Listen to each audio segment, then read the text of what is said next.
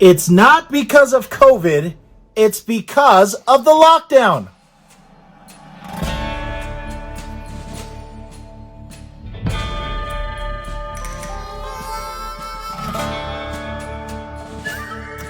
Hi, my name is Ollie Schwagen. This is 10 Points to Ponder, where we like to talk about all the things that get you canceled: race, politics, Jesus, and manhood.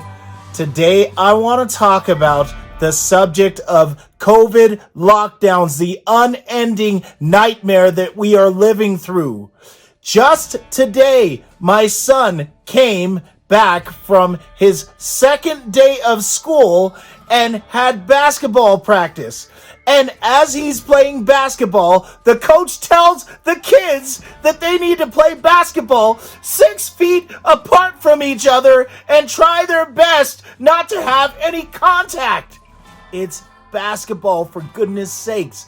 This is the kind of stupidity that we've been having to endure all of this time. And then every time you question someone about why we're doing what we're doing, they're going to say it's to prevent COVID. But the truth is, the things that we're suffering are not because of COVID. They're because of our response to COVID, the irrational lockdown. Let's not forget, at the onset of COVID, we had 3 choices that come to mind. First, we could have said, man, the flu is really getting rough, and just moved on from there. Or we could have said, okay, there's a disease out there, it's really dangerous, let's isolate all the people that we know are high risk, and the rest of you guys live your lives normal. But instead, we took option number 3, the death option, which is shut everything down and cause irreparable harm to all of us for the sake of the feeling, the illusion of safety. Now articles are coming out and they're actually admitting that there is no difference statistically between doing lockdowns or what they call common sense measures. The next time someone blames COVID, remind them that we had these choices. It's like we're choking ourselves to prevent suffocation. Here are a few things that I can think of that are not because of COVID, but because of the lockdown from COVID. Point 1, most importantly, notice how the mass shootings and these evidences of mental health deterioration are all over the place. We've got people shooting up stores. I just read an article about a 19 and 21-year-old 2 brothers from a family in Texas that decided that they were going to kill themselves at first, but then thought that might hurt too many people and might make their families sad, so it would be better if, in addition to killing themselves, they killed their entire family.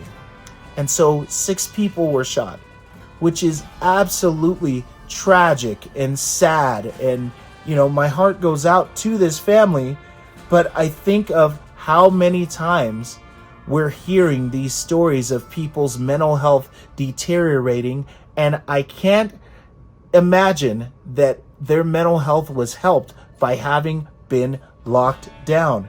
In fact, when we look at this media narrative of anti-Asian hatred, you find that in many of the cases of anti-Asian hate crimes, especially in New York, they found that out of 7 that occurred, 5 of them were done and perpetrated by mentally unstable individuals. Point 2, young people are falling apart. This is what happens when you lock down schools. You have a string of carjackings in DC. You have young people committing crimes all over the place because they're not in school. One of the things that I would find interesting is to look at every story that you see of teenagers committing horrible crimes and ask yourself, would they have committed these crimes? Would these things have occurred if they had school to go to, if they had a regular routine? Now you've got children run amok. We've closed recreation centers. We've closed all the places where kids used to go to do positive things, and left them to their own devices, and they're finding things to do. Point 3, the economy. Businesses failing. This is not because of COVID, it's because of the lockdowns, it's because of the stupid things that we've decided to do as far as stopping and lowering the capacity of restaurants, focusing so much on cleaning theater, which now even the CDC had to admit is stupid, instead of focusing on ventilation since COVID is actually airborne. Point 4, the achievement gap. We talked about schools being closed. There's been a huge achievement gap, especially between poor kids and those kids who have parents that could have put them in private schools, which would remain open, or in private learning academies, which have also remained open throughout COVID. Point 5, this summer of violence was not because of COVID, it was because of COVID lockdowns. When you're locked down with nothing else to view except video after video that's telling you that you're a victim, people hate you, the police are out killing black people, and then you see one thing that confirms the bias that has been put into you through hours of watching social media, you first of all look for an excuse just to get out of the house, and second of all, you want to burn something and loot something and destroy something. This is exactly what happened. The riots and the destruction of our cities cannot be properly understood outside the context of COVID lockdowns. Point 6, deteriorating cities. Homeless tents all over the place. You got places overrun with people just sleeping on the streets. Why? Because all the people that used to walk the streets to go to work, to ride the bus, to conduct business are now at home. Therefore, all of these spaces, these office buildings, are now not occupied, and someone is going to occupy them. And so a homeless population, and of course the BLM and the Antifa people that are deployed across our cities ready to act at a moment's notice and start throwing bricks, are out there in our streets, not because of COVID, but because of the lockdown. Point 7, another thing that the lockdown allowed for was the proliferation of mail-in ballots. The very thing that now Georgia is getting all of this hatred for trying to regulate. What's interesting about the hatred for Georgia's regulation of mail-in ballots and stopping bribing people while they're sitting in line at the polling place is that all this hatred has caused places to actually boycott Georgia, which I thought that the reason that they did all of these boycotts was to help black people, but they forgot that Atlanta, Georgia is 51% black. And in our case, they've decided to move baseball's all-star game from Atlanta, which is 51% black, to Denver, which is 10% black. How's that for racial justice? Point 8, the polarization of our politics. is because of the lockdown.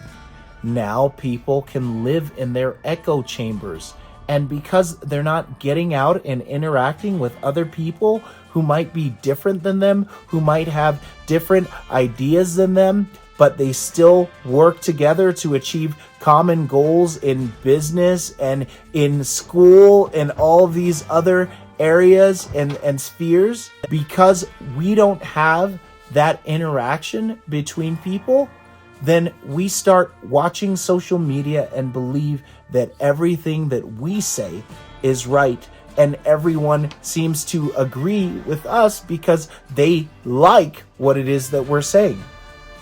Point 9, drug abuse, high on the rise. Again, drug abuse is not because of COVID, it's because of the lockdown. We shut down every other pressure release valve in society. We shut down gyms. We shut down places where people used to go and meet and hang out and just talk. And instead, we gave them liquor stores and marijuana dispensaries, and we wonder why drug abuse is on the rise. Point 10, preventable deaths from diseases are a result specifically of the lockdown. When you tell everyone that the apocalypse is coming and you would better stay in your house or you will turn into a COVID pillar of salt, then they tend to believe you, and they don't leave their houses for anything, including radiation therapy or a mammogram or any sort of health-related check. They don't leave the house for physicals that could see if you have a lump or some problematic issue going on in your body. You just stay inside, because staying inside, right, is staying safe.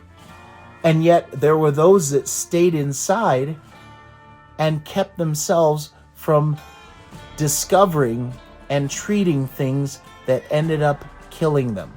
And the worst part about all of these effects of the lockdowns is that most of them harmed those whom, if they had gotten COVID, statistically would have been fine. But now they're not even alive. I have to say, I am sick of this political theater. I am sick of this lockdown theater.